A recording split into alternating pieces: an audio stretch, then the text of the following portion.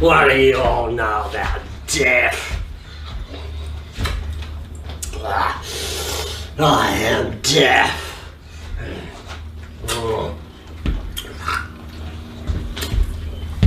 I shit on you all. Anyway, that was a little bit of Tom Berenger's brilliant portrayal of Sergeant Bob Barnes in 1986 Oliver Stone film Platoon, which won Best Film of the Year at the Academy Awards. Welcome to this training course. Those of you rock and rollers with one foot in your graves who have come along, this is a training course. Put the hip flask out of the way. It's a training course on how to become a total dickhead supervisor manager. I'm your trainer. My name, as it says here, is Hugh Screwer. Welcome. Now let's get some funny things out about my name out of the way. I can see a few sniggers there. You, the funny hat on up the front of you. Yeah, you, spin doctors. Suppose you've got a girlfriend at home who can never be wrong. Anyway, this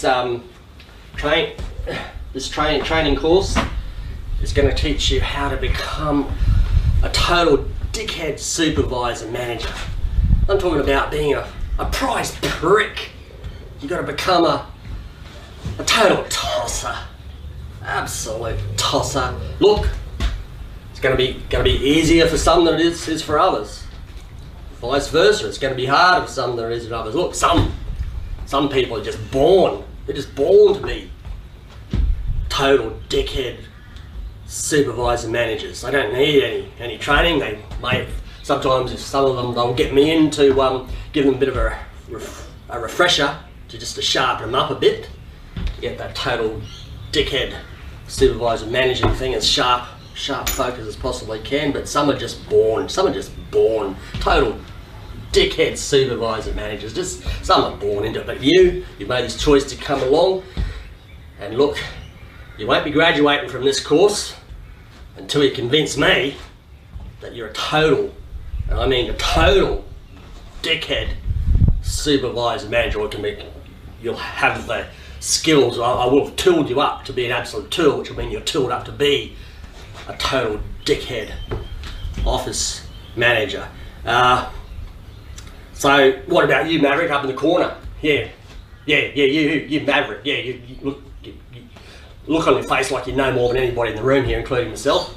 You're sniggering about something, something about my name. Okay, let's get my name out of it. Let's get funny things about my name.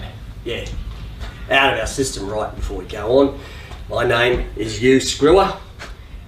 And look, I do sometimes get mistaken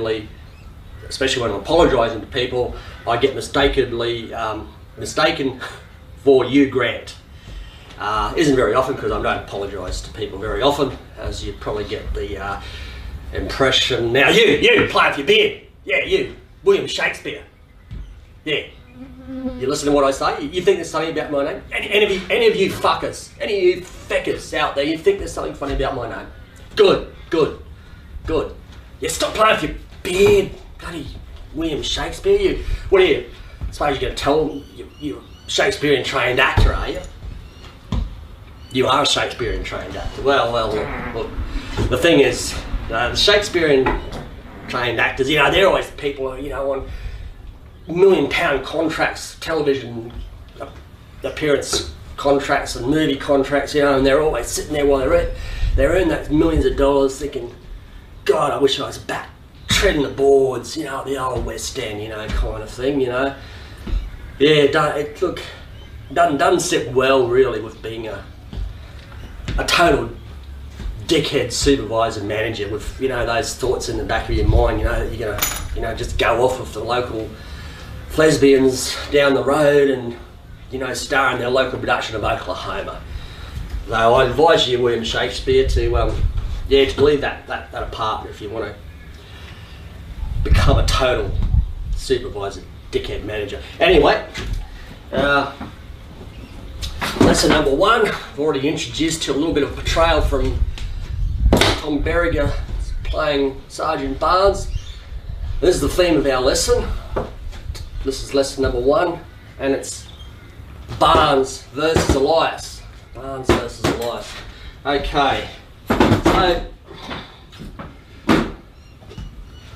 what type of, clearly Barnes was the one who's in charge, you know, of that, the platoon, the Lieutenant Wolf or something. He was just totally ineffective leader. He just sort of let Barnes do what he liked, sort of things. What sort of qualities do you think Barnes had? Yeah, what about you with the glasses on? Father Brown, how's any good murders in your parish lately? Anyway, yeah, Father Brown, yeah. What sort of qualities did Sergeant Barnes have as portrayed by Tom Berringer? Had a lot of good scars. He had a lot of good scars. Okay. What about you? You, Tears for Fears. Yeah.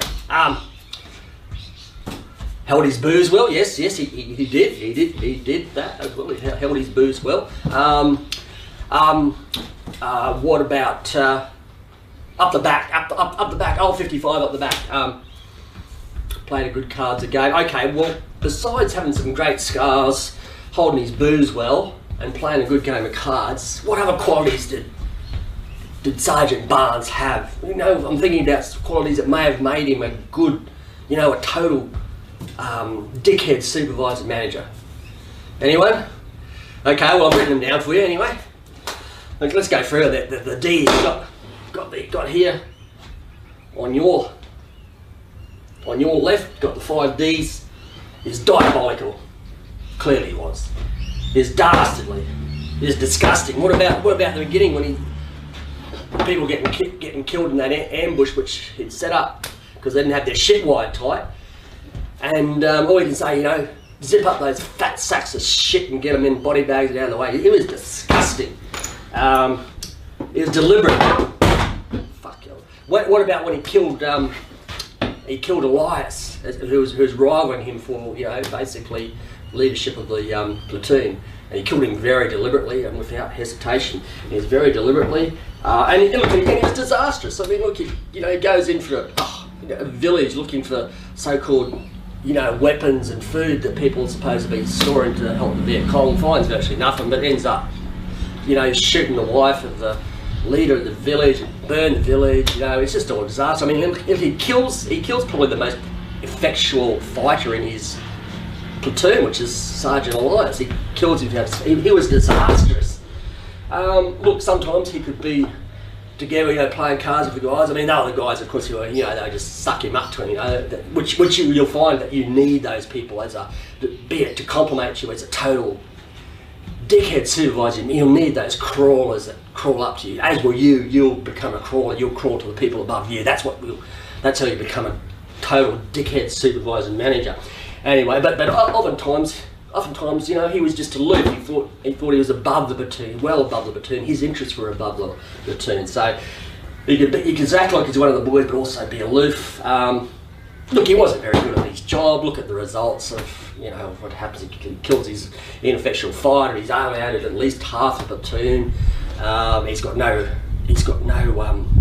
respect even for his dead men in his platoon, sort of thing. So look, these are all, take note of these are all qualities which I want you to develop and enhance as we go along this course, because they're all great qualities for you to have as you take those steps forward to becoming a total dickhead supervisor manager / manager. Yeah, look, I added manager because, you know, there's people, you know, a bit like you up the back, Maverick, you know, think they're smarter. People come on the course and say, when I was just calling it a total dickhead supervisor, which covers everybody. Everybody has staff under that, covers all. But some people come, oh, I'm a fucking manager. Come on, I'm not just a supervisor. So I added managers to deal with those feckers, who are all by now excellent total dickhead supervisor / managers. If they don't fucking like fucking supervisor, fucking be managers. Sorry, I digress there. But anyway, I've got your measure there, Maverick. I'm watching you up in the corner. What you'd rather be a Top Gun, would you? You know, with getting into a spin, flying with goose, and having Iceman up your tail all the time, would you? Is that where you'd rather be, Maverick? Okay. Well, we'll just pay attention here, Sonny Jim, eh? Yeah. Mavericks, you know. There's always there's always people like you who think they know it more than anybody else. Where are we now? What about come to Sergeant Elias? Now, what sort of qualities does Sergeant Elias have? He liked smoking a bit of weed and listening to a bit of Smokey Robinson. Yeah, not a bad quality, yeah. Somebody else? Yeah. Back to you, Tears for Fears, yeah. What else? He had well-defined muscles. Well, that's fine. Work too. But what are some of the qualities that probably made him? He was never going to be a total dickhead supervising manager because he didn't shape up. Has anybody come up with any qualities? No.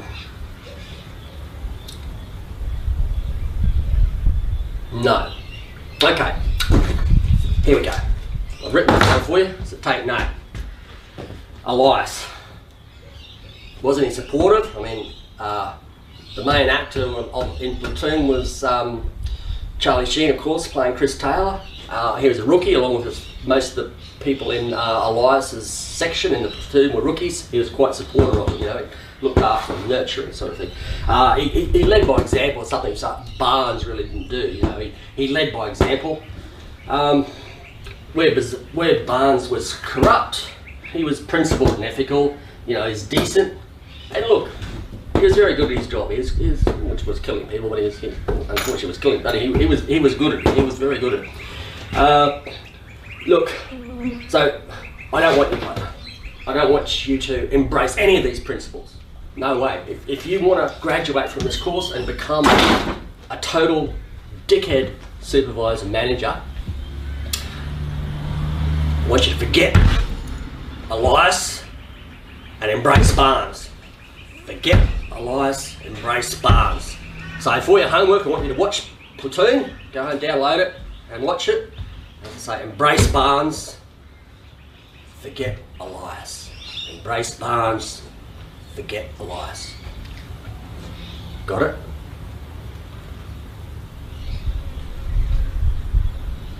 You sure you got it? Or am I just wasting my time here? Because I'm wasting. Yeah, you Maverick up in the corner. Look, if you're not interested in this, look, I can have you taken outside and burned. Okay, good. So, let's say, embrace Barnes, forget Elias. That's what I want you to take away from today. And what's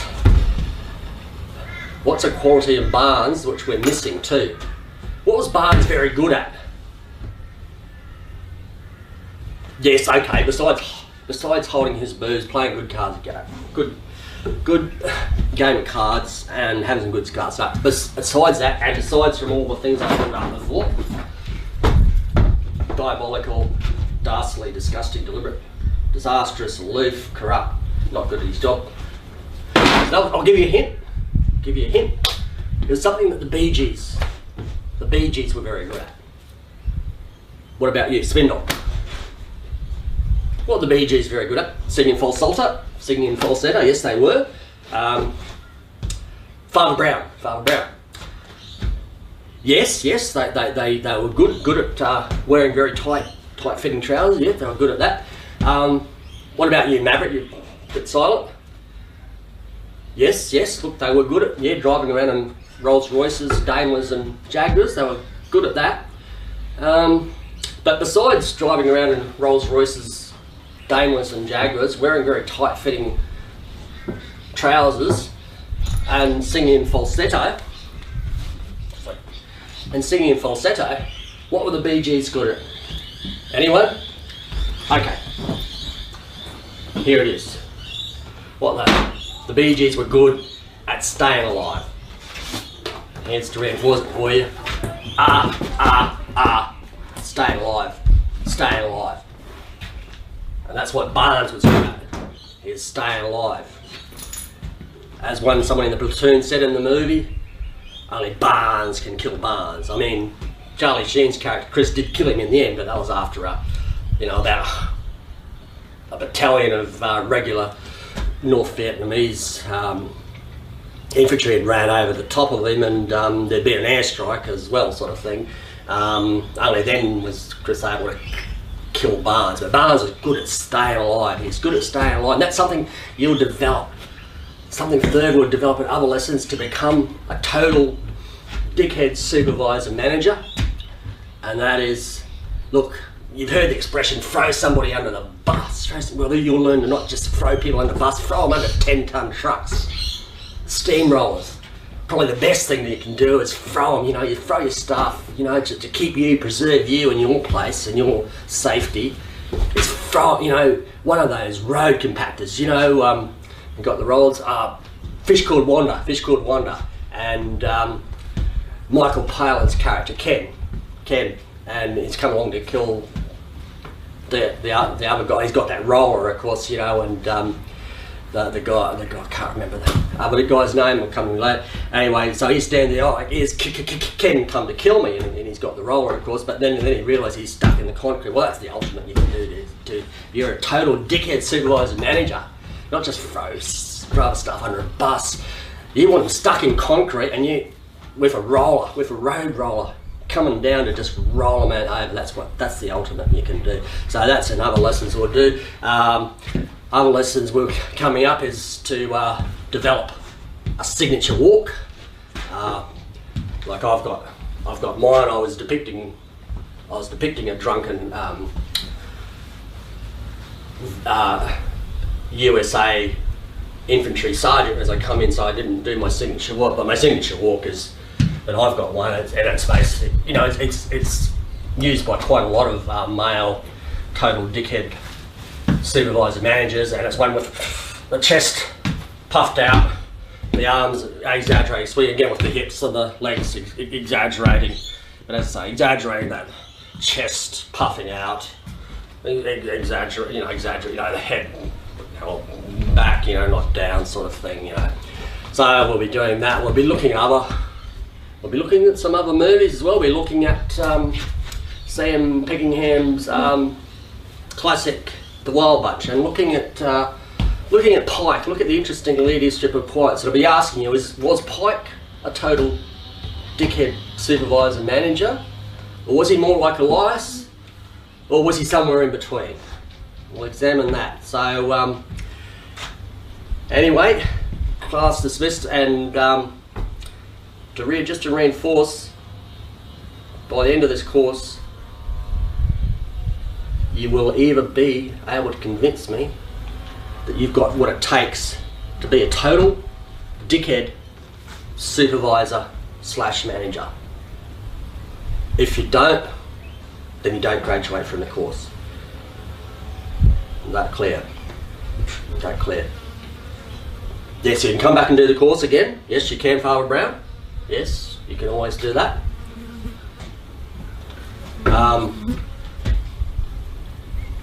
Okay. Class dismissed. Go home and watch Platoon. Thank you.